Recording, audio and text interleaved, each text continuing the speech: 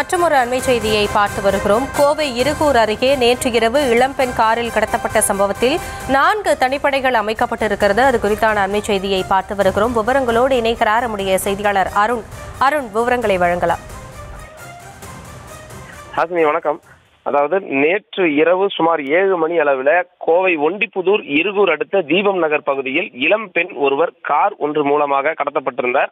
அது தொடர்பான சிசிடிவி காட்சி ஏற்கனவே வெளியாகி இருந்தது. அந்த சிசிடிவி காட்சியில் வெள்ளை நிற i20 கார், ஹூண்டாய் i20 காரில் 3 பேர் ஒரு இளம் பெண்ணை கடத்தி செல்வது போன்ற அந்த ஒரு சிசிடிவி காட்சியானது இடம்பெற்றிருந்தது.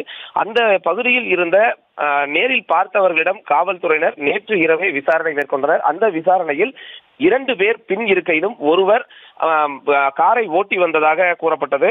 அதில் 2 பேர் பின் இருக்கையில் இருந்தவர்கள் ஒரு இளம்பெண்ணை தாக்கிய நிலையில அந்த இளம்பெண் அங்கிருந்து கதறலுடன் கூக்குரலிட்ட பொழுது அங்கிருந்த சிலர் அந்த பெண்ணை காப்பாற்ற முற்பட்ட நிலையில அந்த கார் உடனடியாக அந்த பகுதியில் இருந்து சென்று விட்டது. குறிப்பாக அந்த கார் கோவை இருகூர் அடுத்த ஏஜி புதூர் பகுதியில் இருந்து இருகூர் நோக்கி நேற்று இரவு சென்றது. தொடர்ந்து காவல்துறையினர் நேற்று இரவு முழுவதும் சுமார் 100க்கும் மேற்பட்ட சிசிடிவி கேமரா காட்சிகளை சேகரித்து விசாரணை மேற்கொண்டார்கள்.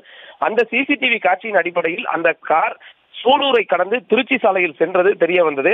தற்பொழுது இது தொடர்பாக குற்றவாளிகளை கைது செய்வதற்காக 4 தனிப்படைகளானது அமைக்கப்பட்டிருக்கிறது. இந்த 4 தனிப்படைகள் அந்த பகுதி முழுவதிலும் அந்த காரை பார்த்தவர்களிடம் விசாரணை மேற்கொண்டு வருகிறார்கள். குறிப்பாக அந்த காரினுடைய பதிவு எண் என்பது தற்போது வரை கண்டுபிடிக்க இயலவில்லை என்று கூறப்படுகிறது.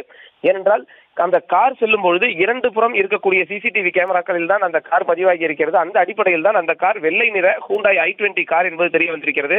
எனவே அந்த காரில் அந்த இளம்பெண் உண்மையிலேயே கடத்தப்பட்டாரா அல்லது குடும்ப பிரச்சனை காரணமாக அந்த பெண் ஏதாவது வலுக்கட்டாயமாக உறவினர்களால் அழைத்து செல்லப்பட்டாரா என்பது தொடர்பாகவும் காவல்துறையினர் விசாரணை மேற்கொண்டு வருகிறார்கள். ஏற்கனவே கோவையில் கல்லூரி மாணவி கூட்டு பலாத்காரம் செய்யப்பட்ட அந்த ஒரு வாரம் கூட இதுவரை ஆகவில்லை. அதற்குள் இளம்பெண் ஒருவர் காரில் கடத்தப்பட்டிருக்கக்கூடிய இந்த சிசிடிவி காட்சி வெளியாகி தற்பொழுது மிகப்பெரிய ஒரு பரபரப்பை ஏற்படுத்தி இருக்கிறது. தற்போது வரை இந்த கடத்தல் தொடர்பாக எந்த ஒரு புகாரும் காவல்துறையினருக்கு வரப்பெறாததால் காவல்துறையினர் அடுத்து என்ன செய்வது என்பது தொடர்பாக தொடர்ந்து ஒரு குழப்பமான மனநிலையிலேயே இருக்கிறார்கள். இந்த அடிப்படையில் தான் தற்பொழுது வரை அந்த பெண் எங்கிருந்து வந்தார், யார், என்ன என்பது குறித்த ஒரு முழு விவரம் தெரியாத நிலையில காவல்துறையினர் தொடர்ந்து தங்களது விசாரணையை தீவிரப்படுத்தி வருகிறார்கள். ஆசினி, விவரங்களுக்கு நன்றி அருண்.